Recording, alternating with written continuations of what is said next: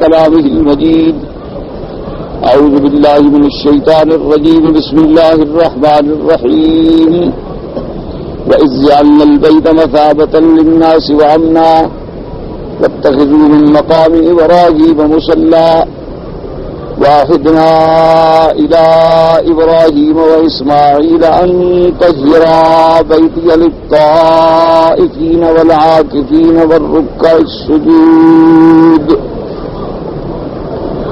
اللہ تبارک و تعالی نے کلام مقدس کی ان آیات مبارکہ میں ارشاد فرمایا ہے وَإِذْ جَعَلْنَا الْبَيْتَ مَثَابَةً لِلنَّاسِ وَأَمْنًا. اللہ نے فرمایا کہ بنایا ہم نے اس گھر کو مثابۃ للناس وامنا، لوگوں کے لوٹنے کی جگہ یا لوگوں کے جمع ہونے کی جگہ یا ثواب حاصل کرنے کی جگہ اور ان کے امن کی جگہ. اور ہم نے لازم کیا ابراہیم اور اسماعیل علیہ اور حکم دیا کہ آپ پکڑیں مقام ابراہیم کو مقام مصلی یعنی مقام نماز. وَعَهِدْنَا إِلَىٰ إِبْرَاهِيمَ وَإِسْمَاعِيلَ، اور ہم نے لازم کیا، ہم نے امر کیا یا ہم نے حکم کیا. اور بعض ائمہ نے فرمایا کہ ہم نے عہد لیا اور میثاق لیا ابراہیم و اسماعیل علیہم الصلاۃ والسلام سے کہ انطہرا، کہ تم دونوں پاک کرو میرے اس گھر کو. انطہرا بیتی للطائفین، طواف کرنے والوں کے لیے، والعاکفین، وہاں بیٹھنے والوں کے لیے، والرکع السجود، رکوع و سجود کرنے والوں کے لیے. ان آیات مبارکہ میں اللہ تبارک و تعالی نے ابراہیم علیہ الصلاۃ والسلام اور اس کعبۃ اللہ کی عظمت کا ذکر فرمایا ہے. جیسے آپ پچھلی آیات میں پڑھ چکے ہیں کہ جب اللہ نے ابراہیم علیہ السلام کی امامت کا فیصلہ فرمایا کہ انی جاعلک للناس اماما، تو اب امامت کے لیے پھر ضروری ہوتا ہے کہ ایک مرکز بھی ہو، ایک مقام بھی ہو، اس امام للناس کا کوئی ایک دارالخلافہ بھی ہو. تو اللہ تبارک و تعالی نے پھر سیدنا ابراہیم علیہ السلام کو شرف امامت کے ساتھ ساتھ اس گھر کے بنا کا بھی شرف عطا فرمایا. قرآن مقدس میں تو یہاں یہ لفظ آتی ہیں وَإِذْ جَعَلْنَا الْبَيْتَ مَثَابَةً لِلنَّاسِ وَأَمْنًا، مراد البیت. حالانکہ کوئی نام نہیں لیا گیا کہ البیت سے کیا مراد ہے، لیکن یہ قاعدہ ہے کہ الف لام یہاں یعنی عہد ذہنی کے لیے ہے، یعنی وہ گھر جو معہود ہے، جو سمجھ آتا ہے. اور اس گھر سے مراد کیا ہے؟ اللہ تبارک و تعالیٰ کا کعبہ. تو اس لیے یہاں لفظ البیت فرمایا گیا، یعنی الف لام کے ساتھ، جیسے کہ دوسری آیات مبارک میں فرمایا گیا لیکن اضافت کے ساتھ ان اول بیت وضع للناس. اور پھر آگے اس کا بیان فرمایا گیا کہ وہ گھر کہاں ہے، للذی ببکۃ مبارکا وہدی للعالمین، کہ اللہ کا وہ گھر جو ہے بکہ میں ہے. جیسے اس کا نام مکہ ہے اسی طرح اس کا نام بکہ بھی ہے، برکت والا اور ہدایت ہے تمام جہان والوں کے لیے. تو یہاں بھی البیت سے مراد جو ہے وہ اللہ تبارک و تعالیٰ کا گھر ہے.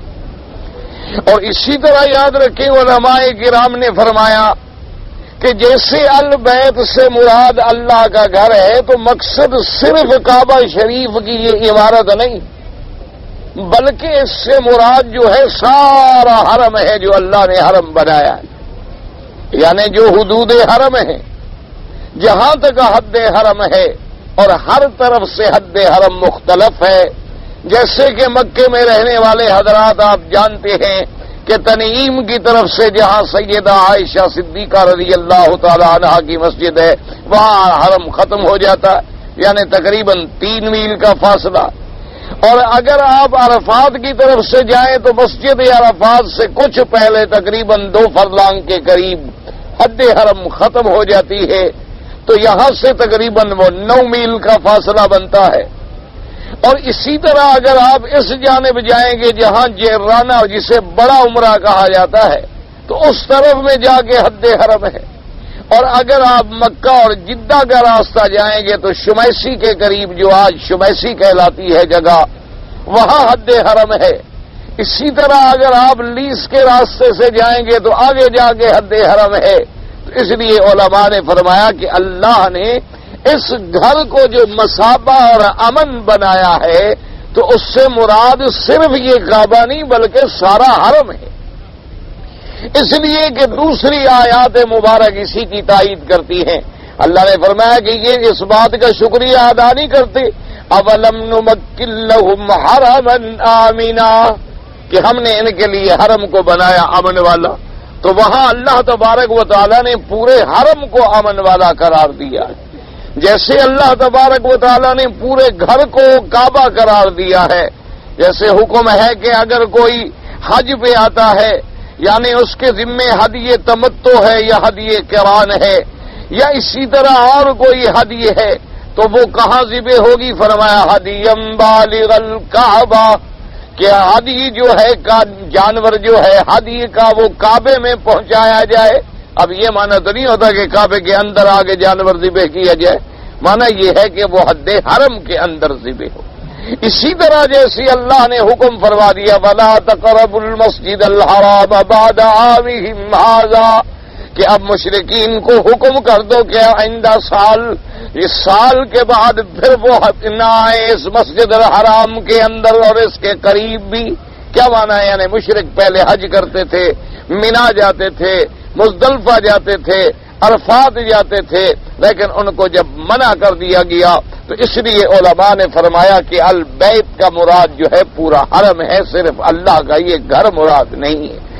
یہ ٹھیک ہے کہ اس پورے حرم کو جو شرف ملا وہ اسی کعبے کی وجہ سے ملا ہے، لیکن منع یہ ہے کہ البیت سے مراد جو ہے وہ پورا حرم ہے۔ اور فرمایا مثابۃ للناس، مثابہ کا معنی علماء نے فرمایا جس طرف لوگ لوٹ لوٹ کے آئیں، بار بار آئیں، اسی لیے لفظ مثابہ، لفظ مصوبہ اور لفظ ثواب جو ہے اس کا مادہ ایک ہوتا ہے۔ ثواب کا معنی بھی کیا ہوتا ہے کہ آپ نے خیرات کی، آپ نے کوئی صدقہ کیا، آپ نے کوئی عبادت کی تو اس کا ثواب پھر آپ کو لوٹ آیا، تو کیونکہ جو آپ نے خرچ کیا تھا اس پر آپ کو ثواب ملا تو گویا ثواب آپ کی طرف لوٹ آیا، تو اس لیے ثواب کو ثواب کہا جاتا ہے۔ تو مثابہ بھی اسی لیے کہ لوگ جو ہے وہ اپنے فرائض حج کے لیے، اعتمار کے لیے اللہ تبارک و تعالیٰ کے کعبے میں پوری دنیا سے کھینچے چلے آتے ہیں اور بار بار آتے ہیں۔ اور دوسری صفت اللہ نے فرمائی کہ ہم نے اس گھر کو امن والا بنایا ہے۔ تو امن والے سے کیا مراد ہے؟ بعض علماء کرام نے فرمایا کہ امن سے مراد یہ ہے کہ یہاں کے رہنے والوں کو اللہ تبارک و تعالیٰ بھوک سے اور قحط سے امان میں رکھیں گے، یعنی اللہ تبارک و تعالیٰ ساری دنیا سے، کائنات سے یجبا الیہ ثمرات کل شیء، تمام کائنات کے پھل اور تمام کائنات کی مصنوعات جو ہیں وہ کھینچ کھینچ کے اللہ نے فرمایا اس گھر میں ہم پہنچا دیں گے۔ اور اسی طرح پروردگار عالم نے فرمایا کہ فَلْيَعْبُدُوا رَبَّ هَٰذَا الْبَيْتِ الَّذِي يَطْعَمُهُم مِّن جُوعٍ وَآمَنَهُم مِّن خَوْفٍ۔ اللہ نے فرمایا کہ تمہیں حکم دیا جاتا ہے کہ اس گھر کے رب کی عبادت کرو، اور اللہ تبارک و تعالیٰ تمہیں اس گھر کی عظمت کرنے کے بدلے میں 2 چیزیں عطا فرمائیں گے۔ ایک تو اللہ تبارک و تعالیٰ تمہاری بھوک مٹا ڈالیں گے، یعنی کوئی یہاں قحط نہیں ہوگا، بھوک نہیں ہوگی، غربت نہیں ہوگی اور پریشانی نہیں ہوگی۔ اور دوسری بات اللہ تبارک و تعالیٰ تمہیں خوف سے امن والا بنا دیں گے کہ ساری دنیا میں خوف ہوگا لیکن حرم کو اللہ نے امن والا بنایا، اللہ تبارک و تعالیٰ نے اس میں ایسا امن قائم فرما دیا ہے۔ تو اس لیے علماء نے فرمایا ایک قول تو یہ ہے کہ مثابۃ للناس وامنا، امن کا معنی یہ ہے کہ اللہ ان کو قحط سے اور بھوک سے امن میں رکھیں۔ اور اسی لیے آپ دیکھیں کہ علماء کرام نے لکھا ہے کہ آدمی چاہے دنیا میں کہیں بھی ہو، ایسے حالات بھی ہوتے ہیں کہ کبھی اپنے گھر میں بھی آئے گا تو رات کو بھوکا سو جاتا ہے، لیکن علماء نے فرمایا کہ اللہ نے اپنے حرم کی ایک خصوصیت رکھی ہے کہ باہر سے آنے والا کسی وقت بھی حرم میں آ جائے تو اللہ اسے بھوکا نہیں رکھتے، کوئی نہ کوئی نعمت اسے مل ہی جاتی ہے۔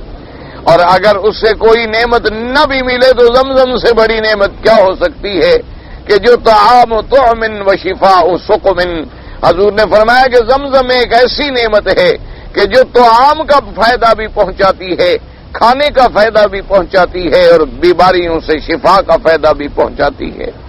اور اسی طرح آج مشاہدہ بھی یہ ہے، آپ دیکھ لیں کہ حرم کے اندر رہنے والا ایک مزدور جو ہے وہ دوسرے ملکوں کے ایک بہت بڑے ذمہ دار، جاگیردار، صنعت کار سے بھی زیادہ آرام سے رہتا ہے۔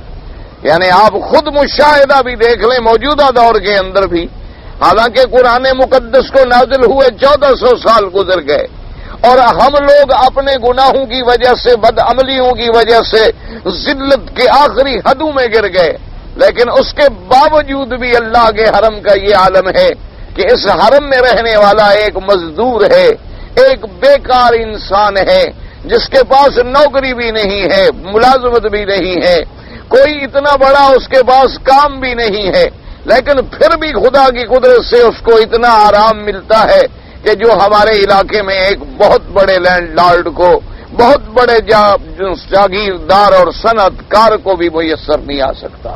کیونکہ یہاں آپ دیکھ لیں ہر غریب آدمی کے پاس اللہ کی رحمت سے ایئر کنڈیشن کی سہولت موجود ہے، فریج کا پانی پیتا ہے، ولایتی کپڑے استعمال کرتا ہے، ولایتی چیزیں ملکوں کی ہو تمام کائنات کی کھینچی ہوئی یہاں ملتی ہے، یعنی جو پھل تمہارے ملک میں ہوتے ہیں اتنا اچھا اس ملک میں بھی نہیں ملتا جو یہاں مل جاتا ہے۔ اس لیے بعض علماء نے فرمایا کہ امن سے مراد یہ ہے، اور بعض علماء کا قول ہے کہ مثابۃ للناس و امنا، انہوں نے فرمایا امن کا معنی یہ ہے کہ اللہ تبارک و تعالی نے یہاں جنگ اور قتال، ایک دوسرے کا مارنا، حتیٰ کہ جانوروں کو بھی مارنے سے منع فرما دیا تھا کہ اللہ کے حرم کے اندر ایک امن کی فضا قائم رہے۔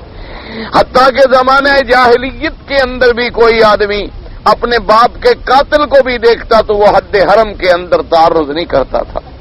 اسی طرح سے حتیٰ کہ بعض ائمہ کرام رحمہم اللہ تعالی علیہم اجمعین بھی یہ فرماتے ہیں، جیسے کہ امام شافعی رحمت اللہ علیہ کا بھی قول ہے کہ اگر کوئی مجرم جرم کے بعد حرم میں آ جائے تو فرماتے ہیں یضیق علیہ، اس کو تنگ کر دیا جائے، اس پہ گھیرا ڈال دیا جائے کہ مجبور ہو کے باہر نکلے تو پھر اسے پکڑا جائے۔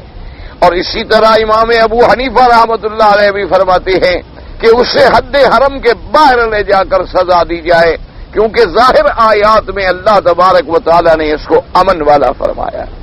اور بعض علماء کرام نے فرمایا کہ امن کا معنی یہ ہے کہ جو آدمی اللہ کے کعبے میں آئے گا، اللہ کے کعبے کی حرمت کرے گا، اللہ کے کعبے کی عظمت کرے گا تو اللہ اسے عذاب جہنم سے امن عطا فرمائیں گے۔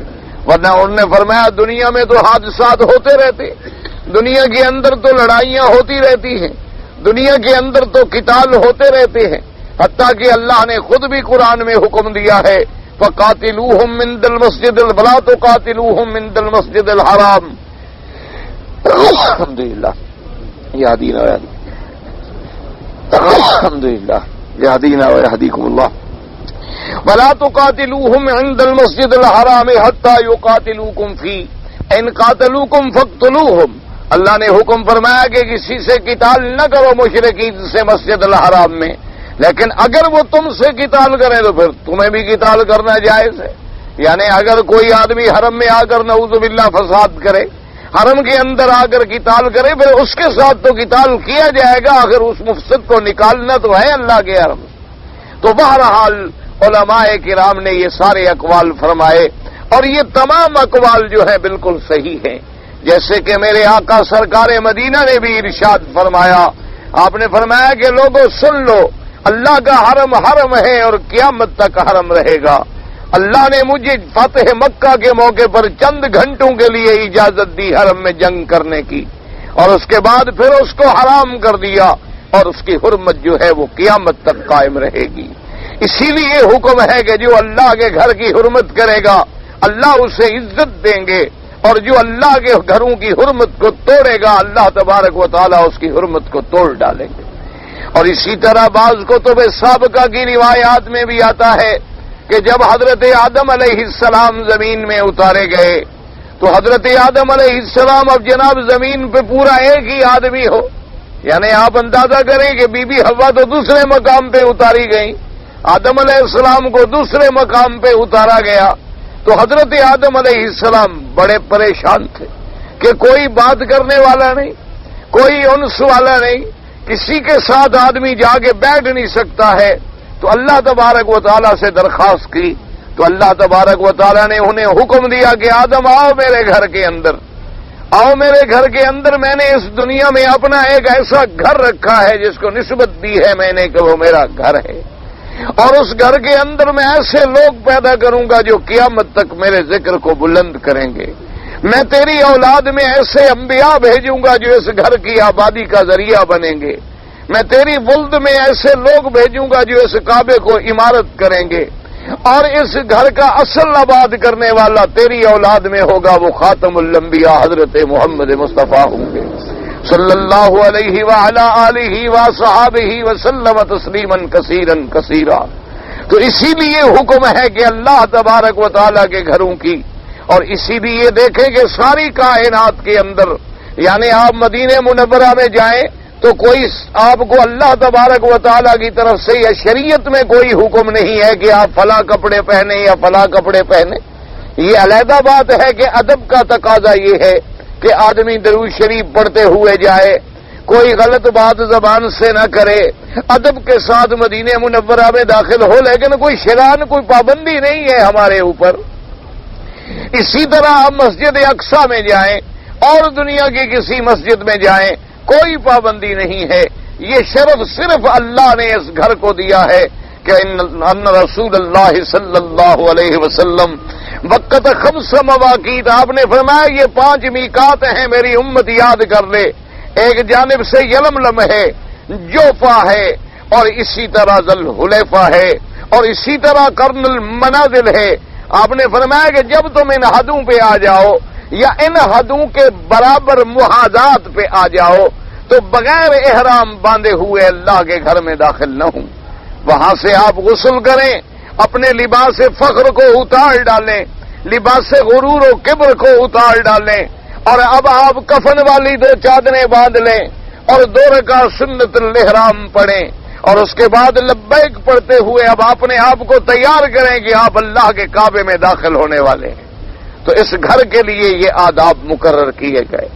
اسی طرح یہ بھی صحیح حدیثوں میں ثابت ہے کہ سب، اور قرآن پاک میں بھی ثابت ہے کہ ساری کائنات میں سب سے پہلا گھر جو ہے وہ اللہ کا کعبہ ہے۔ ان اول بیت وضع للناس للذی ببکۃ مبارکہ۔ اور اسی طرح صحیح حدیث مبارک میں بھی ثابت ہے کہ ایک صحابی نے حضور پاک صلی اللہ علیہ وسلم سے پوچھا کہ یا رسول اللہ سب سے اول گھر کون سا ہے؟ تو آپ نے فرمایا کعبۃ المشرفہ۔ اس نے پوچھا یا رسول اللہ پھر اس کے بعد کون سا ہے؟ تو آپ نے فرمایا المسجد الاقصی، کہ مسجد اقصی جو ہے پھر اس کے بعد ہے۔ حتیٰ کہ ایک حدیث مبارک میں ہے صحابی نے پوچھا کم بینہما، یعنی ان کے درمیان میں کتنا مدت کے بعد وہ مسجد اقصی بنی؟ تو آپ نے فرمایا 40 سنتن، 40 سال بعد جو ہے مسجد اقصی کا وجود ہوا۔ لیکن یاد رکھیں یہ 40 سال سے مراد بھی تعمیر ہے مسجد اقصی کی نہیں بلکہ مرمت ہے، ورنہ اصل بنا کعبہ جو ہے وہ تو جب اللہ نے ابھی زمین بھی نہیں بنائی تھی اور پانی تھا تو وہاں اللہ کے کعبے کا مقام موجود تھا۔ تو اس لیے یاد رکھیں سب سے اول بیت بھی یہی ہے اور سب سے قبلہ اول بھی یہی ہے۔ یاد رکھو یہ قبلہ اول جو ہم مسجد اقصی کو کہتے ہیں وہ مجازن ہے کہ حضور پاک پہلے ادھر نماز پڑھتے تھے، پھر اللہ نے حکم دیا کہ مسجد الحرام کی طرف رخ فرمائیں، ورنہ اصل قبلہ اول جو ہے وہ اللہ کا کعبہ ہے۔ مسجد اقصی تو ابھی بنی بھی نہیں تھی، مسجد اقصی تو تعمیر بھی نہیں ہوئی تھی، مسجد اقصی تو وجود میں بھی نہیں آئی تھی، تو اس لیے قبلہ، اسی لیے قرآن پاک نے بھی فرمایا قد نرى تقلب وجهك في السماء فلنولينك قبلة ترضاها۔ اے میرے مدنی صلی اللہ علیہ وسلم، آپ کے چہرے کے اٹھنے اور جھکنے کو ہم نے جان لیا، ہم نے دیکھ لیا ہے۔ اب آپ کی تمنا پر ہم آپ کو اس قبلے کی طرف بھیجیں گے اور پھیریں گے جو آپ کو پسند ہے۔ مانا قبلہ تو یہ تھا پہلے بھی، اس لیے علماء نے فرمایا کہ اصل میں قبلہ اول بھی یہی ہے اور البیت الاول بھی یہی ہے اور سب سے پہلا گھر بھی یہی ہے۔ باقی اس پہ ادوار گزرے ہیں کہ جیسے ملائکہ نے تعمیر فرمایا، جیسے کہ آدم علیہ السلام نے تعمیر فرمایا، ادریس علیہ السلام نے تعمیر فرمایا، قوم عمالقہ نے تعمیر کیا، قوم جرہم نے تعمیر کیا، سیدنا ابراہیم و اسماعیل نے تعمیر کیا، قریش مکہ نے تعمیر کیا، اس کے بعد عبداللہ ابن الزبیر نے تعمیر کیا، حجاج ابن یوسف نے تعمیر کیا۔ تو یہ مدارج گزرتے رہے تعمیر کے، لیکن قبلہ جو ہے وہ تو آدم علیہ السلام سے بھی پہلے موجود تھا۔ اس لیے اللہ تبارک و تعالی نے فرمایا کہ ایک تو ہم نے اس گھر کو کیا بنایا مثابۃ للناس، اور دوسرا کیا بنایا امنا، اور فرمایا واتخذوا من مقام ابراہیم مصلی، مقام ابراہیم کو نماز کی جگہ پکڑو۔ اب مقام ابراہیم سے کیا مراد ہے؟ بعض علماء نے فرمایا مقام ابراہیم سے مراد بھی سارا حرم ہے، اور بعض علماء نے فرمایا مقام ابراہیم سے مراد مناسک حج کے اندر جتنے مقامات ہیں وہ سارے کے سارے مقام ابراہیم ہیں، اور بعض علماء نے فرمایا کہ نہیں، مقام ابراہیم سے مراد وہ پتھر ہے کہ جب ابراہیم علیہ السلام اپنے بیٹے حضرت اسماعیل علیہ السلام کو ملنے کے لیے تشریف لے آئے اور آپ گھوڑے پہ سوار تھے، تو بی بی صاحبہ نے حضرت اسماعیل علیہ السلام کی بیوی نے سیدنا ابراہیم علیہ السلام چونکہ سفر میں تھے، عرض کیا کہ حضرت آپ اتریں، غسل فرما لیں، بیٹھ جائیں، آرام فرمائیں، کھانا کھا لیں۔ تو سیدنا ابراہیم نے فرمایا کہ میرے پاس اتنی وقت نہیں ہے، تو بی بی صاحبہ نے ایک پتھر جو وہاں پڑا تھا اس کے ساتھ ہی سیدنا ابراہیم علیہ السلام کے گھوڑے کو کھڑا کیا، اور بی بی صاحبہ پانی بھر کے لے آئیں، تو حضرت ابراہیم نے اس پتھر پہ پاؤں رکھا اور اپنا سر جھکا لیا، اور بی بی صاحبہ نے حضرت کا سر دھویا تاکہ آپ کا گرد و غبار جو ہے وہ صاف ہو جائے۔ تو اس پتھر پہ جو سیدنا ابراہیم علیہ السلام نے پاؤں رکھے تو اس کا نشان اللہ تبارک و تعالی نے پتھر میں پیدا کر دیا تاکہ ابراہیم علیہ السلام کا موجودہ قائم رہے اور نشانی بن جائے۔ تو بعض علماء نے فرمایا کہ مقام ابراہیم سے مراد وہ پتھر ہے جو سیدنا اسماعیل علیہ السلام کی بیوی نے سیدنا ابراہیم کے سر دھونے کے لیے استعمال کیا تھا، اور جس پہ سیدنا ابراہیم علیہ السلام نے پاؤں رکھے تھے۔ اور بعض علماء نے فرمایا کہ نہیں، مقام ابراہیم سے مراد یہ ہجر ہے، یعنی یہ حتیم ہے، یہ حتیم کا جو علاقہ ہے، کیونکہ یہاں سیدنا ابراہیم علیہ السلام بیٹھ کے نمازیں پڑھتے تھے اور حضرت اسماعیل علیہ السلام بھی بیٹھ کے نماز پڑھتے تھے، تو اسی جگہ کو مقام ابراہیم کہا گیا۔ لیکن بعض مفسرین کرام نے فرمایا کہ نہیں، مقام ابراہیم سے مراد وہ پتھر ہے کہ جب سیدنا ابراہیم و اسماعیل علیہ السلام نے اللہ کے کعبے کی تعمیر کی اور دیواریں اونچی ہو گئیں، تو آپ نے عرض کیا کہ مولا اب میری طاقت نہیں ہے کہ میں اتنے بڑے بڑے پتھر اٹھا کے اوپر رکھ سکوں۔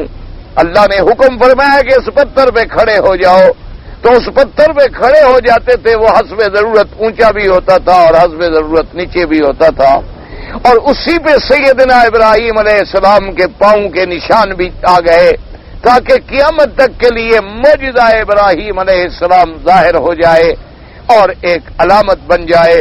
اور علماء نے لکھا ہے کہ وہ پاؤں کے نشان بالکل واضح تھے، لیکن بعد میں لوگوں نے جو اوپر سے مسح کرنا اور چومنا شروع کیا، ماشاءاللہ، کیونکہ یہ چومنا چاٹنا جو ہے یہ آج سے شروع نہیں ہے، یہ بھی پرانی مرض ہے، جیسے شرک پرانی مرض ہے، جیسے بتوں کا پوجا کرنا پرانی مرض ہے کہ حضرت نوح علیہ السلام کے زمانے میں بھی 5 بت رکھے ہوئے تھے، ودن و سوان و یغوث و یعوق و نسرا، ان کے زمانے میں بھی موجود تھے۔ تو اسی طرح یہ چومنا اور چاٹنا جو ہے، جہاں جہاں قوم کو کوئی برکت والی چیز نظر آتی ہے، کوئی معجزے والی چیز نظر آتی ہے، تو بس قوم ٹوٹ پڑتی ہے۔ تو ان لوگوں نے جناب یوں ہی مسح کرنا شروع کیا تو وہ پورا حصہ ہی اڑ گیا، تھوڑا سا نشان نیچے باقی رہ گیا۔ اسی وجہ سے بعض لوگوں کو دھوکہ لگتا ہے نا جی کہ ابراہیم علیہ السلام کے اتنے چھوٹے چھوٹے پاؤں تھے، حالانکہ اس زمانے میں تو لوگ بڑے قداور تھے۔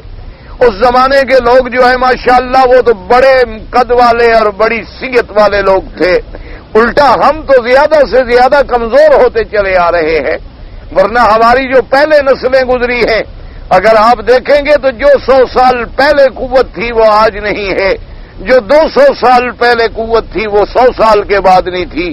تو اس لیے اصل وجہ یہ نہیں ہے، اصل وجہ یہ ہے لوگوں کی، جیسے کہ ماشاءاللہ ہمارے ہاں قبروں پہ چومتے ہیں، قبروں کے مزاروں کو چومتے ہیں، چوکٹوں کو چومتے ہیں، قبروں پہ پتھر رکھے ہوتے ہیں ان کو چومتے ہیں اور ان کے غلافوں کو چومتے ہیں، ماشاءاللہ کبھی کبھی مسجدوں کو بھی چومتے ہیں۔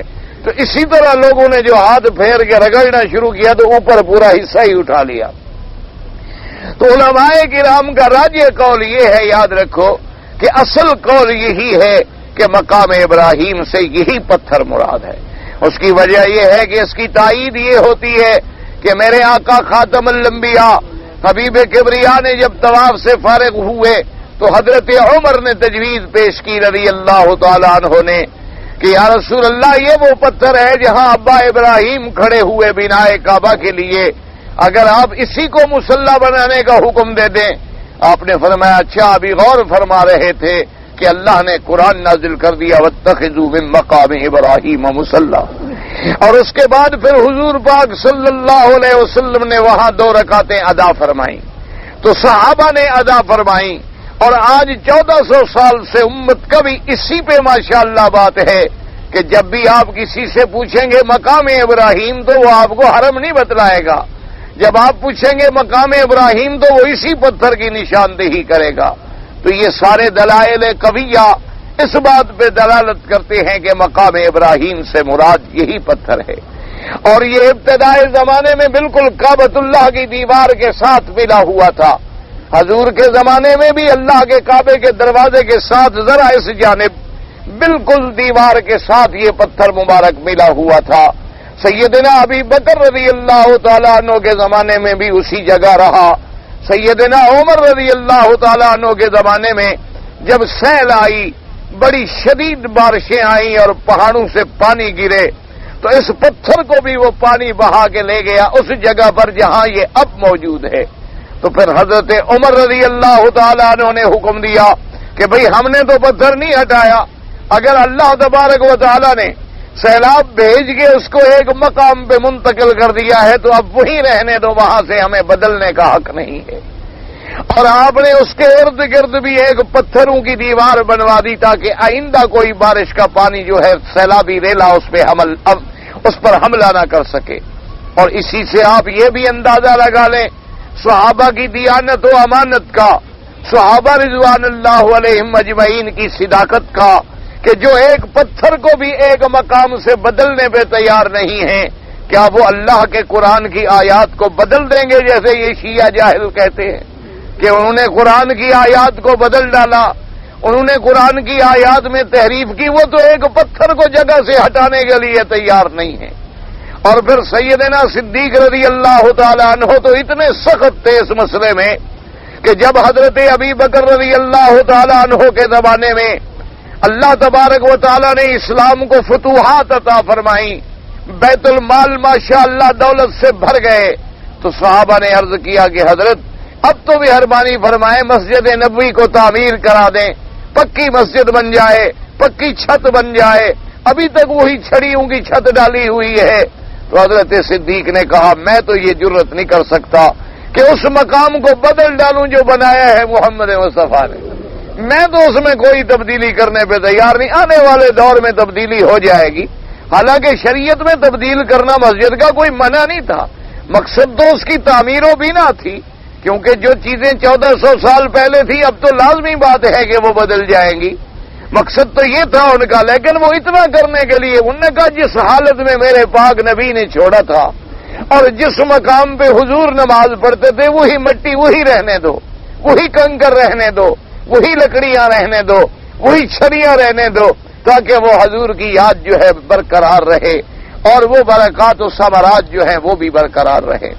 باقی یہ بات بھی یاد رکھے کہ جیسے بعض ہمارے علاقوں میں بعض جاہل لوگ جو ہیں، اللہ تبارک و تعالیٰ معاف فرمائے، وہ اس سے استدلال پکڑتے ہیں کہ دیکھو جی ایک پتھر پہ ایک نبی نے پاؤں رکھے تو اس کو تو سجدے کی جگہ بنا دیا گیا، اور جہاں خود نبی دفن ہو تو ہم ان کی قبر کو سجدہ کیوں نہ کریں، اور جہاں اللہ کے ولی ان کے نائب دفن ہوں تو ہم سجدہ کیوں نہ کریں۔ تو یہ بالکل جاہلانہ بات ہے، یاد رکھو مقام ابراہیم کو کسی پیغمبر نے مصلی نہیں بنایا، کسی صحابی نے مصلی نہیں بنایا، بلکہ اللہ نے حکم عطا فرمایا کہ واتخذوا من مقام ابراہیم مصلی، اور قبر پہ سجدہ نہ کرنے کا بھی اسی اللہ نے حکم فرمایا کہ لا تسجدوا للشمس ولا للقمر واسجدوا للہ الذی خلقہن ان کنتم ایاہ تعبدون۔ اور جس مدنی سرکار نے اس مقام کو مصلی بنایا، اسی مدنی سرکار نے فرمایا کہ لعن اللہ الیہود والنصارى اتخذوا قبور انبیائہم مساجدا۔ آپ نے فرمایا اللہ یہود و نصارہ پہ لعنت کرے کہ جن لوگوں نے انبیاء کی قبروں کو سجدہ گاہ بنا دیا، تو اسی پیغمبر نے لعنت بھیجی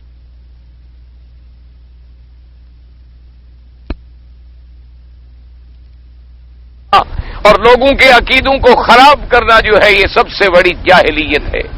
اب اس کے بعد اللہ تبارک و تعالی نے ارشاد فرمایا وَعَهِدْنَا إِلَىٰ إِبْرَاهِيمَ وَإِسْمَاعِيلَ أَن طَهِّرَا بَيْتِيَ لِلطَّائِفِينَ وَالْعَاكِفِينَ وَالرُّكَّعِ السُّجُودِ۔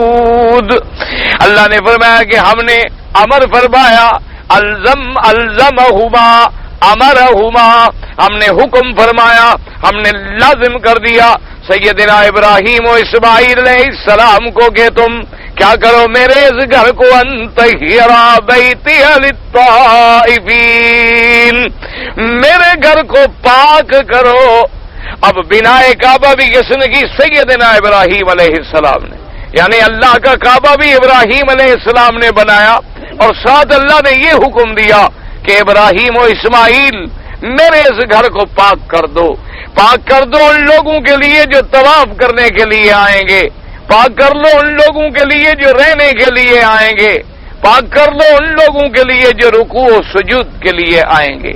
اس لیے اب مفسرین کرام نے فرمایا کہ پاک کرنے کا مقصد کیا ہے، کیونکہ اللہ نے یہاں بھی حکم دیا انطہرا بیتی للطائفین والعاکفین والرکع السجود، اور اسی سے یہ اندازہ بھی لگاؤ کہ اللہ تبارک و تعالی نے بناء کعبہ کے لیے حضرت ابراہیم علیہ السلام اور اسماعیل علیہ السلام کو منتخب فرمایا۔ اللہ تبارک و تعالی نے یہ شرف جو ہے آدم علیہ السلام کی اولاد میں سے اور کسی کو نہیں عطا فرمایا، یہ شرف ملا تو حضرت خلیل کو ملا کہ وَإِذْ بَوَّأْنَا لِإِبْرَاهِيمَ مَكَانَ الْبَيْتِ أَلَّا تُشْرِكْ بِي شَيْئًا، اور کہیں فرمایا وَإِذْ يَرْفَعُ إِبْرَاهِيمُ الْقَوَاعِدَ مِنَ الْبَيْتِ وَإِسْمَاعِيلُ، اور کہیں فرمایا وَعَهِدْنَا إِلَىٰ إِبْرَاهِيمَ وَإِسْمَاعِيلَ أَن طَهِّرَا بَيْتِيَ لِلطَّائِفِينَ۔ تو بعض علماء کرام نے ایک بڑی اچھی وجہ لکھی ہے، انہوں نے لکھا کہ تاریخ عالم میں یعنی تاریخ انسانیت میں اگر دیکھا جائے ہر نبی نے بتوں کی مخالفت کی، ہر نبی نے شرک کو مٹایا، ہر پیغمبر نے کفر اور شرک کا مقابلہ کیا، لیکن کفار کے مندر کو اور کفار کے مندر کے اندر بتوں کو توڑنے کا جو قصہ ہے وہ سیدنا ابراہیم علیہ السلام کا ہے۔ یعنی یہ تو آیا کہ تمام انبیاء نے بتوں کی مخالفت کی، غیر اللہ کی عبادت کی مخالفت کی، مشرکین کی مخالفت کی، کافروں کی مخالفت کی، لیکن یہ واقعہ تاریخ میں نصیب ہوا تو سیدنا ابراہیم الخلیل علیہ السلام کو نصیب ہوا کہ آپ موقع کی انتظار میں تھے، قوم میلے کے لیے جب شہر چھوڑ کے چلی گئی تو سیدنا ابراہیم الخلیل علیہ السلام ان کا جو سب سے بڑا مندر تھا، جو سب سے بڑا گرجا تھا اس کے اندر تشریف لے آئے، اور وہاں تو جناب سینکڑوں خدا تھے، کیونکہ آج بھی آپ جا کے نعوذ باللہ دیکھیں مندروں میں کوئی ایک خدا نہیں ہوتا، وہاں سینکڑوں خدا ہیں، اور خدا بھی ماشاءاللہ عجیب ہیں، کچھ مذکر ہیں کچھ مؤنث ہیں، خدا بھی عجیب ہیں، بعض کی شکلیں مردوں کی طرح بھی لیں گی، بعض کی شکلیں جو ہیں آپ کو عورتوں کی طرح بھی لیں گی، کچھ دیوتا ہیں کچھ دیویاں ہیں، اور اسی طرح کچھ مہر کی ہیں کچھ قہر کی ہیں، یعنی بعض دیویاں تو ایسی ہیں کہ ان سے عذاب مانگا جاتا ہے دشمنوں کے لیے، کالی دیوی کے چرنوں میں جا کے باقاعدہ خون ڈالیں گے اور کہیں گے ہمارے دشمنوں کو بھسم کر دو اور بھشٹ کر دو اور ہلاک کر دو، اور بعض دیویوں سے بارشیں مانگی جاتی ہیں۔ اچھا، بعض خدا ایسے بھی ہیں جو سانپ کی شکل میں ہیں، یعنی سانپ جو ہے یہ بھی ان کا خدا ہے، اگر کہیں سے سانپ نکل آئے سب سجدے میں بڑھ جائیں گے کہ سانپ دیوتا آ گیا ہے، اور اس کے بعد جناب اس کے لیے دودھ رکھیں گے اور کیا کیا رکھیں گے اور پتہ نہیں کیا کیا عقائد اس سے مبتلا کریں گے۔ اسی طریقے سے عجیب عجیب ان کے یعنی انتظامات ہوتے ہیں آج بھی مندروں میں، اللہ معاف کرے۔ اچھا، اور بعض خدا ان کے بنسریاں بجا رہے ہیں، اور بعض خدا عجیب عجیب یعنی تماشے ہیں کہ اگر آدمی ذرا عقل سے غور کرے تو سمجھ لیتا ہے کہ یہ کتنے جاہل ہیں کہ بندوں نے خود خدا کی شکلیں بنائی ہیں۔ اچھا، خدا شکلیں بندوں کی بناتا ہے یا بندے خدا کی شکلیں بناتے ہیں؟ اور بعض تو عقیدے میں اتنے آگے گر گئے ہیں، اللہ معاف کرے، یعنی آپ ان لوگوں سے جو ہندوستان میں رہتے ہیں یا ان ملکوں میں رہتے ہیں جہاں مندر پائے جاتے ہیں، ان سے پوچھیں کہ ان لوگوں نے مرد اور عورت کی شرم گاہوں کی تصویریں بنائی ہیں عبادت کے لیے، یعنی باقاعدہ لنگم کی پوجا ہوتی ہے، باقاعدہ وہ پوجا کرتے ہیں، وہ کہتے ہیں کیونکہ اسی سے تو اولاد ملتی ہے، اسی سے تو سارے انسان پیدا ہوتے ہیں، تو لہذا نعوذ باللہ یہ بھی قابل پرستش چیز ہے۔ اللہ تبارک و تعالی معاف کرے، آپ حیران نہ ہوں، مسلمان ان سے بھی 2 قدم آگے ہیں۔ اللہ تبارک و تعالی معاف فرمائے، دعا کریں اللہ ہدایت دے۔ مسلمانوں نے کیا نہیں کیا ہوا ہے؟ کہیں حضرت علی کا قدم بنایا ہوا ہے کہ جی ہاں حضرت علی نے قدم دیا تھا، نہ تو ان کا قدم مکے میں ملا، نہ مدینے میں ملا، نہ کوفے میں ملا تو حج شریف میں جا کے مل گیا، ملا تو ہمارے جا کے کسی پنجاب کے علاقے میں مل گیا، کسی جگہ پہ حضور صلی اللہ علیہ وسلم کی پگڑی مبارک بنائی ہوئی ہے، کسی جگہ حضرت علی کی تلوار رکھی ہوئی ہے، اور وہ تلواریں ماشاءاللہ ایسی قیمتی ہیں جو اس زمانے میں پتہ نہیں یہ چیزیں بنتی بھی تھی کہ نہیں بنتی تھی، کسی نے اتنا غور کرنے کی بھی ضرورت نہیں کی۔ اور پھر اس پاک پیغمبر نے کہ جس نے ساری زندگی موٹا کپڑا پہنا ہو، کبھی ریشمی پگڑیاں باندھی تھی، اللہ تبارک و تعالی رحم فرمائے، اور اتنی بڑی پگڑیاں قیمتی باندھی تھی حضور صلی اللہ علیہ وسلم نے، جس پاک پیغمبر کی سنت کا یہ عالم تھا کہ آپ نیچے ٹوپی رکھتے اور اوپر پگڑی مبارک باندھتے، اور کبھی ٹوپی نہ ہوتی تو نیچے حضور کپڑا ڈال کے اوپر پگڑی باندھ لیتے، کیونکہ آپ بالوں میں تیل استعمال فرماتے تھے تاکہ وہ تیل جو ہے وہ زیادہ پگڑی میں اثر نہ کر سکے۔ تو کہیں ہم نے جناب یہ بھی بنا دیا ہے، اور کہیں آپ نے دیکھا ہوگا ماشاءاللہ بڑے قد آدم فوٹو ہیں کہ جی ایک کبے والی سرکار ہے، یعنی ایک سرکار گزری ہے وہ کبوں کو روٹی کھلاتی تھی تو مرتبے بلند ہو گئے، اور ان کا جو فوٹو بنایا ہے وہ بغیر کپڑوں کے ہے، ایک لنگوٹ کس کے حضرت بیٹھے ہوئے ہیں، یعنی اندازہ فرماؤ کہ ناف سے لے کر گھٹنے تک دیکھنے اور دکھانے والے پر اللہ کے نبی نے لعنت بھیجی ہے۔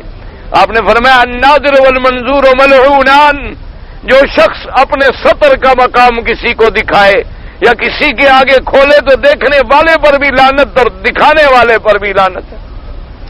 تو وہاں جناب ہم نے کوے والی سرکار بنائی ہے، اور کہیں ہم نے بلیوں والی سرکار بنائی ہے کہ جناب یہ بلیوں کو کھانا ڈالتے تھے اس لیے مرتبہ بلند ہو گیا، یعنی بندوں کو روٹی کھلانے میں مرتبہ بلند نہیں ہوتا، بلیوں کو کھلانے کے اندر مراتب جو تھے وہ بلند ہو گئے ہیں۔ اسی طریقے سے ماشاءاللہ ایک آپ کے پنجاب میں باقاعدہ اب بھی وہ مقام موجود ہے، وہاں مرد کا آلہ تناسل جو ہے نعوذ باللہ لکڑی کے بنے ہوئے ہیں اور بکتے ہیں کہ جن عورتوں کو حمل نہ ہوتا ہو وہ استعمال کریں۔ اللہ تبارک، مسلمان باقاعدہ وہاں فروخت ہوتے ہیں۔ میں اللہ کے کعبے میں کیوں آخر جھوٹ بول کے اپنی قبر خراب کروں؟ آپ جب اپنے ملک میں جائیں تو تحقیق کر لیں، للیاں والا جا کے پتہ کر لیں، اگر وہ نہ ملے تو جو مرضی ہے مجھے کہیں، تو مجھے بتائیں پھر ہم ہندو سے آگے چلے گئے کہ پیچھے رہ گئے؟ ہندو اگر جخ مارتا ہے تو نبی کا کلمہ تو نہیں پڑھتا. ہندو اگر 1 کروڑ یا 35 کروڑ دیوتا کو مانتا ہے تو اس نے کبھی لا الہ الا اللہ محمد رسول اللہ بھی تو نہیں پڑھا. بدبخت تو ہم بن گئے کہ کلمہ پڑھتے ہیں لا الہ الا اللہ محمد رسول اللہ، اور کام وہ کرتے ہیں جو ہندوؤں سے بھی آگے ہیں، جو مشرکوں سے بھی آگے ہیں. اللہ تبارک و تعالی رحم فرمائے. کبھی ہمارے ہاں کوئی سپاہی پیر نکل آتا، کبھی ہمارے ہاں کوئی درخت سے پانی نکلنا شروع ہو تو جناب شفا کا چشمہ بن جاتا. کبھی ہمارے ہاں کیا کیا نہیں ہوتا. آج کل اخباروں میں ایک چرچا ہے کہ کوئی ایک بچی ہے بس وہ پھونک مار دیتی ہے تو سب بیماریاں ختم ہو جاتی ہیں. وہاں کوئی 4-5 میل کا فاصلہ ہے، موٹر والے 250 روپیہ لیتے ہیں اس 5 میل کا، کیونکہ ہزاروں لوگ ڈالے. اب وہ بچی کس کس کو پھونک مارے اس کو مکان پہ بٹھا دیتے ہیں اور لاؤڈ اسپیکر میں پھونک مارتی ہے. انا للہ و انا الیہ راجعون. اللہ تبارک و تعالیٰ سے دعا کرو، اللہ تبارک و تعالیٰ مسلمانوں کو ہدایت عطا فرما دے، اللہ تبارک و تعالیٰ صراط مستقیم نصیب فرما دے. آپ یہاں جا کے دیکھ لیں، جبل سور پہ جا کے دیکھ لیں، جبل رحمت پہ جا کے دیکھ لیں، جبل نور پہ جا کے دیکھ لیں، کہیں آپ کو جھنڈیاں باندھی ہوئی نظر آئیں گی، کہیں آپ کو جناب کپڑے لٹکے ہوئے نظر آئیں گے، کہیں آپ کو فوٹو پڑے ہوئے نظر آئیں گے، اور فوٹو کے ساتھ لکھا ہوگا کہ جبل نور ہمارے حال پہ رحم فرما.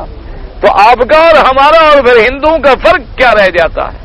اس لیے اللہ تبارک و تعالیٰ سے دعا کرو کہ اللہ ہم کو ہدایت عطا فرمائے. ان مقامات کی عظمت کا کوئی شبہ نہیں ہے. مقام ابراہیم پہ اللہ نے حکم دیا نماز پڑھنے کا، نماز پڑھے، لیکن نماز خدا کی ہوگی. ہم کوئی مقام ابراہیم کو سجدہ نہیں کریں گے. اگر مقام ابراہیم کعبے کی دیوار کے ساتھ تھا تو اس کے پیچھے ہم کھڑے ہو جاتے. اب یہاں چلا گیا تو اس کے پیچھے ہم کھڑے ہو جاتے ہیں.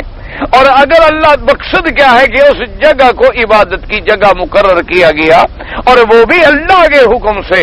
جب تک اللہ نے حکم نہیں دیا حضور صلی اللہ علیہ وسلم نے بھی حکم جاری نہیں فرمایا. تو اس لیے علماء نے لکھا کہ انتہرا بیتیا، اللہ نے حکم دیا کہ ابراہیم علیہ السلام، کیونکہ آپ جب اس مندر کے اندر گئے دیکھا کہ سینکڑوں خدا کھڑے ہیں، تو حضرت ابراہیم علیہ السلام نے ایک بڑا لوہے کا، جو آپ کے ہاں کو ایک تو چھوٹی سی کلاڑیاں ہوتی ہیں نا، ایک بڑے بڑے کلاڑے ہوتے ہیں بڑی لکڑیاں کاٹنے کے لیے، تو سیدنا ابراہیم علیہ السلام نے جا کے ڈھونڈا. تسلی تھی کہ آج قوم تو ہے نہیں، آج ان کے پوجنے والے تو سب میلے پہ گئے ہوئے ہیں، آج پجاری اور مجاور جو ہیں وہ تو اپنے رونق میلے میں لگے ہوئے ہیں، آج خدا اکیلے ہیں، اور آج ان خداؤں کی حفاظت کرنے والا کوئی نہیں. ایسا خدا بھی آپ نے دیکھا ہے جو حفاظت میں گارڈ کا محتاج ہو، جو حفاظت کے لیے کلشن کو بردار رکھے، وہ بھی خدا ہوتا ہے. وہ بھی پیر ہوتا ہے جو اپنی حفاظت کے لیے پہرے والے رکھے. یعنی جس پیر کی دعا اس کی اپنی حفاظت نہیں کر سکتی، وہ بدبخت ہماری کیا حفاظت کرے گا؟ جن کے دروازوں پہ پہرے دار کھڑے ہوں، جن کے دروازوں پہ خود جناب چوکیدار چھتوں پہ چڑھے ہوئے ہوں، جو بغیر پہرے کے باہر نہ نکلتے ہوں کہ کوئی ہمیں مار نہ ڈالے. تو یہ کیا مانا؟ اللہ کا ولی تو وہ ہوتا ہے کہ جس کے چہرے پہ نظر پڑے تو خدا یاد آئے، جس کے چہرے پہ نظر پڑے تو اللہ کا دین کی طرف رجوع ہو جائے. ان کا کیا تعلق ہوتا ہے کہ وہ ان دنیا کے بکھیڑوں میں پڑے رہیں؟ تو اس لیے ہمیشہ یاد رکھیں، ابراہیم علیہ السلام جو آئے نا جناب، انہوں نے آ کے سب خداؤں کو آلہہ باطلہ کو توڑ ڈالا. اور پھر طبیعت میں خیال آ گیا کہ چلو بھی ان کو تو ہم نے توڑ ڈالا، لیکن یہ خدا تو پھر بن جائیں گے.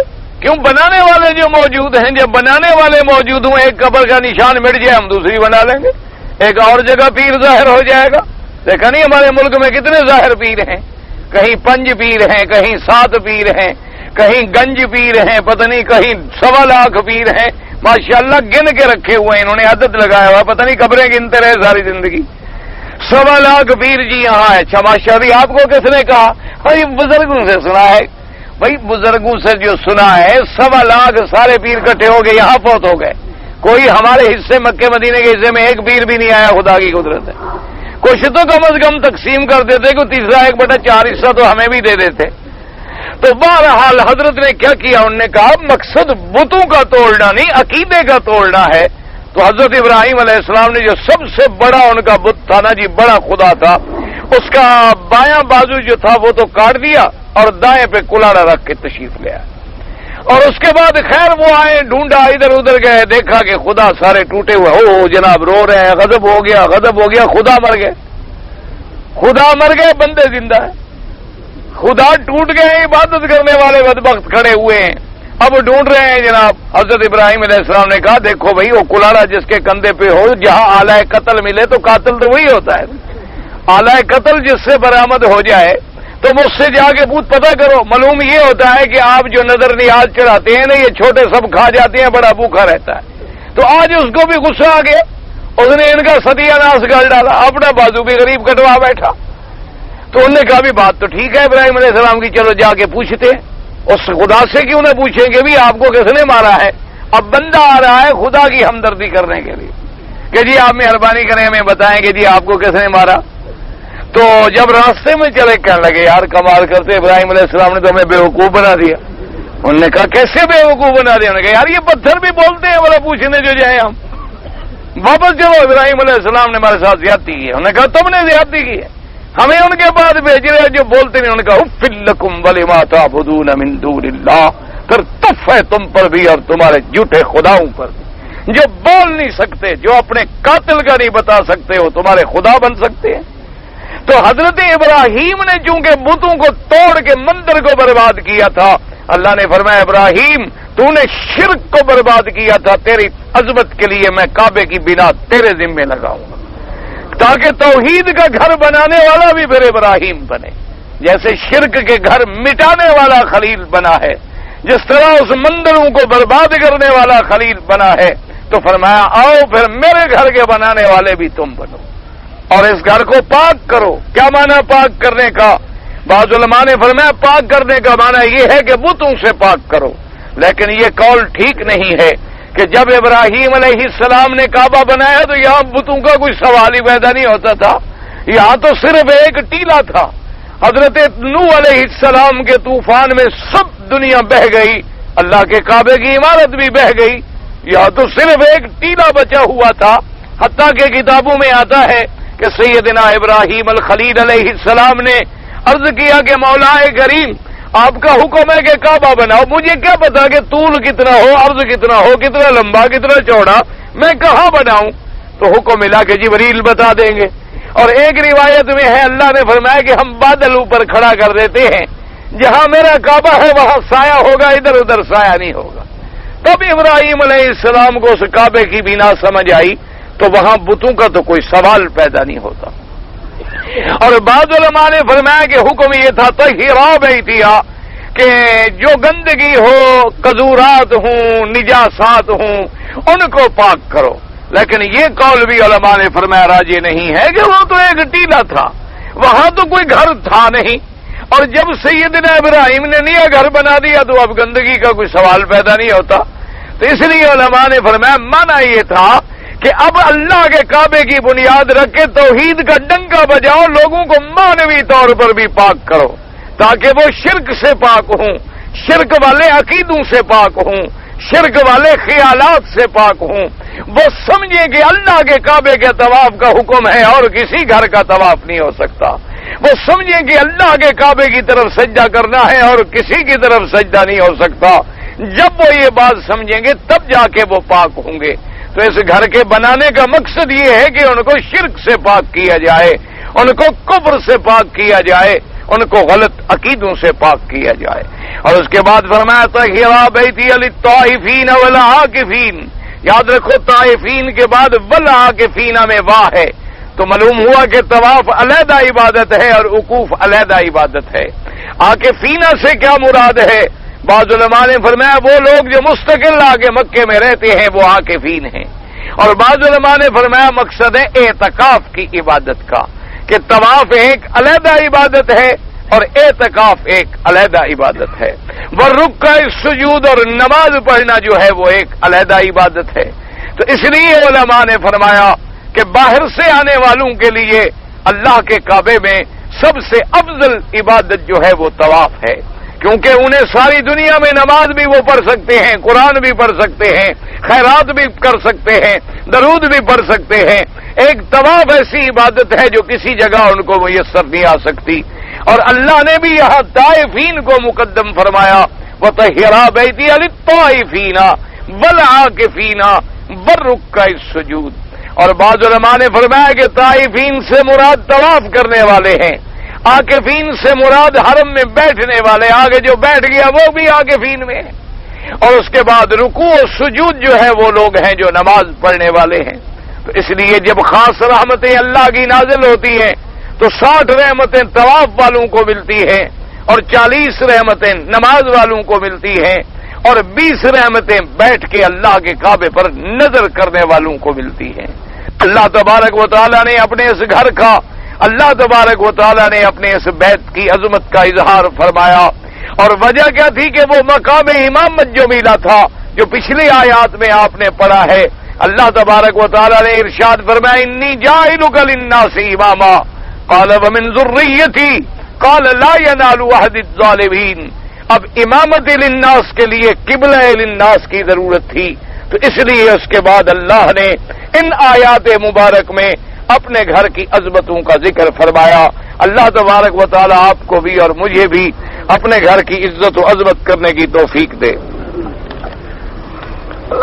یہ تو کسی عربی کا سوال ہے، اسے عربی عالم کے پاس بھیج دو۔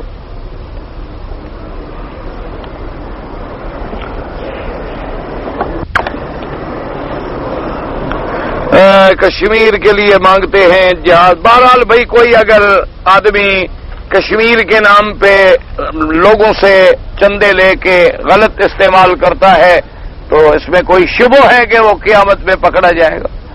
اور پھر یہ ایسا حقوق العباد ہے، کسی ایک آدمی کا ہو تو آدمی بخشوا لے۔ یہ چندے کا معاملہ جو ہے یہ تو اتنا مشکل ہوتا ہے، ہزاروں بندوں کا اندر حق آ گیا اور ہزاروں آدمی کا حق جو ہے قیامت تک باقی رہ گیا۔ باقی رہا چندہ کرنا، اگر کوئی صحیح معنی میں کرے تو جائز ہے۔ میرے حضور پاک نے جہاد کے لیے چندہ کیا، یہ ضروری نہیں ہوتا کہ چندہ نہ کیا جائے یا چندہ کرنا منع ہے۔ شرط یہ ہے کہ چندہ صحیح معنی میں ان مستحقوں کو پہنچایا جائے جن کے نام پہ وہ ملا ہے، کوئی خیانت نہ کرے، کوئی بلا وجہ دکانداری نہ کرے۔ بہرحال آپ کے علم میں کچھ ایسے لوگ ہیں کہ جو کشمیر کے کاز کو نقصان پہنچاتے ہیں، تو آپ مطلع کریں ان لوگوں کو جو اس بارے میں اتھارٹی ہوں۔ جی میری لڑکیاں ہیں ماشاءاللہ، لڑکا نہیں ملتا، اگر ملتے ہیں تو بے نماز ملتے ہیں۔ بہرحال بے نماز سے تو آپ رشتہ نہ کریں، کیونکہ بے نماز کے بارے میں امام احمد ابن حنبل رحمۃ اللہ علیہ کا فتویٰ ہے کفر کا۔ وہ فرماتے ہیں جو بے نماز ہے وہ کافر ہے، تو کافر سے تو مسلمان لڑکی کا رشتہ ہو ہی نہیں سکتا، اس لیے آپ بے نماز سے تو کبھی رشتہ نہ کریں۔ باقی رشتے نہیں ملتے ہیں تو ان کے لیے قرآن مقدس کی ایک آیت ہے سورۃ الطلاق میں، وہ پڑھ کے دعا مانگیں وَمَن يَتَّقِ اللَّهَ يَجْعَل لَّهُ مَخْرَجًا وَيَرْزُقْهُ مِنْ حَيْثُ لَا يَحْتَسِبُ وَمَن يَتَوَكَّلْ عَلَى اللَّهِ فَهُوَ حَسْبُهُ إِنَّ اللَّهَ بَالِغُ أَمْرِهِ قَدْ جَعَلَ اللَّهُ لِكُلِّ شَيْءٍ قَدْرًا۔ آپ پڑھ کے دعا مانگا کریں، اور ہم بھی دعا کرتے ہیں اللہ پاک آپ کی بچیوں کے رشتے آسان کر دے، بلکہ جتنے مسلمانوں کی بچیوں کے مسئلے ہیں اللہ آسان فرما دے۔ اللہ تبارک و تعالی سب کو رحمت والے، خیر والے، عزت والے رشتے عطا فرمائے۔ اللہ ہر مسلمان کی بچی کی جان، مال، آبرو، عزت کی حفاظت فرمائے۔ ہم دعا کر سکتے ہیں انشاءاللہ، اور آپ بھی دعا کریں۔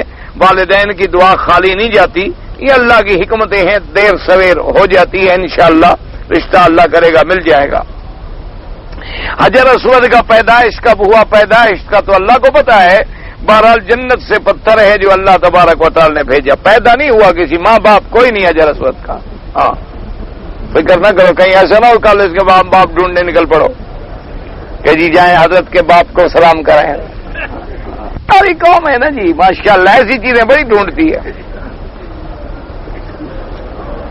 حجر اسود جنت کا ایک پتھر ہے، اللہ تبارک و تعالی نے اتارا۔ بعض روایات میں آتا ہے یاقوتتان من یواقیت الجنہ، اور یہ بھی آتا ہے کہ اتنا چمکدار تھا کہ روشنی پھوٹتی تھی تو مشرکین کے اور گناہ گاروں کے گناہوں کی وجہ سے سیاہ ہو گیا۔ باقی جتنے پتھر ہیں وہ اللہ کے حکم سے کن فیکون سے پیدا ہوئے ہیں، ان کا ماں باپ کوئی نہیں ہوتا۔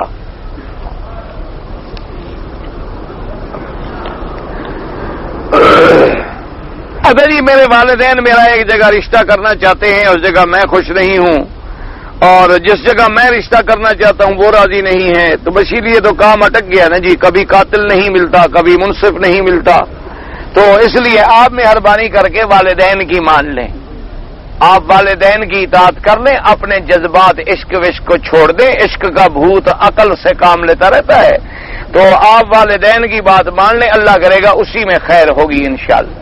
آپ اپنے دماغ سے بھوت کو جانے دیں، والدین سے بڑا خیر خواہ کوئی نہیں ہو سکتا، اور والدین اپنے گھر اپنے بچوں کے گھر برباد کرنا نہیں چاہتے۔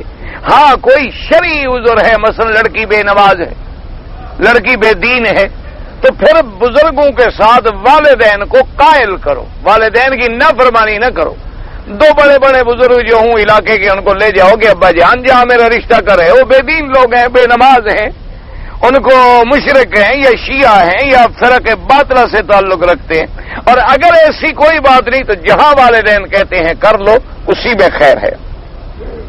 عورت میں اسلام میں عورت سر کے بال کاٹ سکتی ہے، اب تو مردوں کے بال بھی کاٹ سکتی ہے، اپنے کی کیا ضرورت ہے، اب عورت کے ہاتھ میں تو مردوں کا سر بھی ہے۔ تو اس لیے بہرحال گزارش یہ ہے کہ اسلام میں تو حرام ہے، باقی تم جانو تمہارا کام جانو۔ اسی سے اندازہ لگا لو کہ اسلام میں اگر بال کاٹنے کی عورت کو اجازت ہوتی تو مرد کو حکم ہے کہ عمرے کے بعد اس طرح پھروائے، حج کے بعد اس طرح پھروائے، لیکن عورت اتنے بال کاٹے تھوڑے سے۔ اللہ اپنے حج کے بعد بھی حکم دیتا ہے کہ عورت بال نہ کٹوائے، جائے کہ فیشن کے لیے کٹوائے۔ حضور پاک نے ایسی عورتوں پہ یاد رکھو جو بال کٹواتی ہے یا بال جڑواتی ہیں، یعنی وگے لگا کے بال اپنے بڑے بناتی ہیں، یا بالوں کے فیشن کرتی ہیں، ان پہ محمد مدنی نے لعنت بھیجی ہے۔ حضور صلی اللہ علیہ وسلم نے فرمایا کہ ایسی عورتیں لعنتی ہیں، اور حضور نے فرمایا کہ جو عورت بے پردہ ہو کر بالوں کو بنا کے خوشبوئیں لگا کے بازار میں پھرے، فرمایا وہ عورت زانیہ کے حکم میں ہے۔ یہ حضور کا فرمان ہے، ویسے آپ کے لیے نہیں، آپ نہ ڈریں، آپ تمام ماشاءاللہ آپ تو شریعت سے مقدم ہیں، آپ کا تو اپنا عقل ہے نا، آپ حضور، یہ ان کے لیے ہے جو حضور کو مانتے ہوں، یہ حکم ان کے لیے ہے، جو مانتے ہی نہیں وہ کہتے مذہب ذاتی معاملہ ہے، ان کو سمجھانے کی ضرورت ہی نہیں۔ اہل خانہ اپنے رشتے دار والدین طواف بالکل جی آپ ساری عبادت کر سکتے ہیں، لیکن خود کریں، ان کے لیے دعا کر دیں۔ آج کل اسپرے استعمال ہوتے ہیں، بھئی موٹی سی بات یہ ہے، مجھے نہیں پتا جتنے یوڈی کلون ہیں یا پرفیوم ہیں، اگر ان میں الکوہل ہے تو استعمال نہ کریں، اگر الکوہل نہیں ہے تو استعمال کریں۔ اب میں نے سنا ہے کہ الکوہل کے بغیر بھی بنتے ہیں، اللہ عالم، بہرحال آپ تحقیق کر لیا کریں، لیتے ہوئے خریدتے ہوئے پڑھ لیا کریں، کیونکہ الکوہل جو ہے وہ نجس ہے، وہ پاک ہو ہی نہیں سکتا۔ ایک قطرہ پیشاب کا اگر 1 من دودھ میں ڈال دو تو 1 من دودھ حرام ہو جاتا ہے۔ اسی طرح ایک قطرہ الکوہل کا کسی چیز میں بھی آ جائے، گو بعض علماء اس کی تعویل کرتے ہیں جی وہ بدل جاتا ہے، وہ اپنی اصلی حالت میں نہیں رہتا۔ بھئی اصلی حالت میں وہ نہ رہے تو پھر اس کے اندر یہ اڑنے والی صفت بھی ختم ہو جائے، اس کے اندر سپرٹ کی طرح لگنے والی صفت جو ہے وہ بھی ختم ہو جائے۔ جب یہ چیزیں باقی ہیں تو اس کا مطلب ہے کہ اس کے اثرات اس کے اندر باقی ہیں، تو اس لیے بہرحال احتیاط اسی میں ہے کہ وہ چیزیں استعمال نہ کریں۔ حضور نے فرمایا الحلال بین والحرام بین وبینہما امور مشتبہات، حلال بھی کھلا ہے، حرام بھی کھلا ہے۔ فرمایا بعض چیزیں ایسی ہوتی ہیں جس میں شبہ ہوتا ہے کہ پتہ نہیں شاید حرام ہو، تو فرمایا ایسی چیزوں سے بھی بچ جایا کرو۔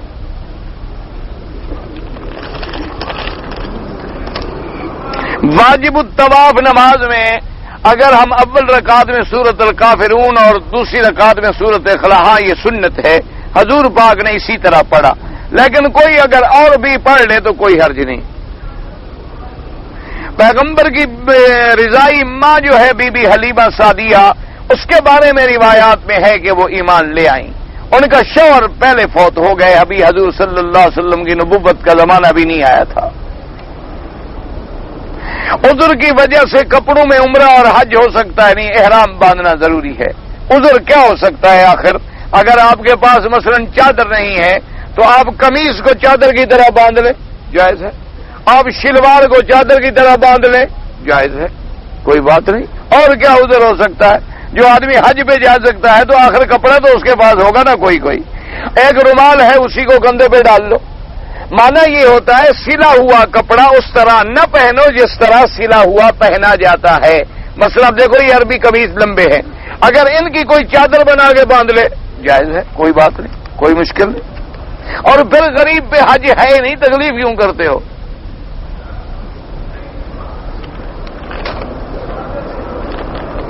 کعبہ شریف کی باتیں ہوگی. میں نے حفظ شروع کیا تھا، بھول جاتا ہوں. آپ لگے رہیں قرآن یاد کرنے پہ. اب یاد ہونا نہ ہونا یہ میرے اللہ کے ہاتھ میں ہے، لیکن آپ چھوڑیں نہیں. اگر آپ چھوڑ دیں گے تو پھر گناہ کبیرہ ہے. آپ یاد کرتے رہیں، ہو جائے الحمدللہ، نہ ہو الحمدللہ، وہ اللہ کے ہاتھ میں. ایسے بھی لوگ ہیں ماشاءاللہ. میں نے آپ کو بتایا تھا نا کہ میرے ایک دوست ہے ابی بکر، جنوبی افریقہ میں جوہانسبرگ کے قریب لینیزیا میں ایک جگہ ہے مدرسہ زکریا، تو اس میں ان کے لڑکے نے 6 مہینے میں قرآن حفظ کیا. اچھا اسی طرح ایک گسیم میں ہے ماشاءاللہ، یہ گسیم تو یہاں اس ملک میں ہے نا، وہاں کا ایک لڑکا ہے یحییٰ اس کا نام ہے تقریباً، اس نے 3 مہینے میں قرآن ختم کیا، 3 مہینے میں قرآن حفظ کر لیا. اچھا اسی طرح حضرت مدنی رحمت اللہ علیہ کے بارے میں آتا ہے، اور میرے ماموں تھے شمس الدین سب رحمت اللہ علیہ، بہت بڑے عالم تھے، فوت ہو گئے. تو تراویح پڑھانے کے لیے حافظ نہ آیا تو روزانہ صبح کو 1 سپارہ یاد کرتے تھے، رات کو تراویح میں سنا دیتے تھے. 1 مہینے میں قرآن حفظ کر لیا. تو یہ تو سب اللہ کی نعمتیں ہیں، اللہ جن کو چاہے تھا. اب حضرت درخواستی ماشاءاللہ 100 سال سے اوپر عمر ہے. میں اس دفعہ بھی جب پچھلے سال ملنے کے لیے گیا تو وہ اس زمانے کی باتیں بتا رہے تھے جب میں پیدا بھی نہیں ہوا تھا. اس زمانے کی باتیں بتا رہے تھے، بالکل ٹھیک. مجالے کی تھی ایک لفظ میں غلطی ہو، اور پھر اتفاق سے ایک ذکر آ گیا تو حدیث مبارک پڑھی، انہوں نے مجالے کے ہی ایک لفظ غلط پڑھا ہو. حالانکہ بیماری ہے، 100 سال سے عمر زیادہ ہے، ہلنے جلنے کے قابل نہیں، صاحب فراش ہیں، لیکن اللہ نے حافظہ برقرار رکھا. اسی طرح حدیث مبارک یاد ہے جیسے جوانی میں یاد تھی. اب بھی ذرا چھیڑ میں بس وہ حدیثیں پڑھنی شروع کر دیں گے ماشاءاللہ. تو یہ اللہ کی نعمت ہے. تم لگے رہو، یاد ہو نہ ہو، ہمارے ذمے ہے محنت کرنا. اب باقی دینا نہ دینا یہ میرے اللہ کے ذمے ہے. کہتے جی اگر چند عورتوں کی لاشیں جو ہیں کسی دریا میں چلی جائیں تو ایک ایسے علاقے میں پہنچ جائیں کہ اب سمجھ نہ آ سکے کہ یہ ہندو کی لاشیں ہیں یا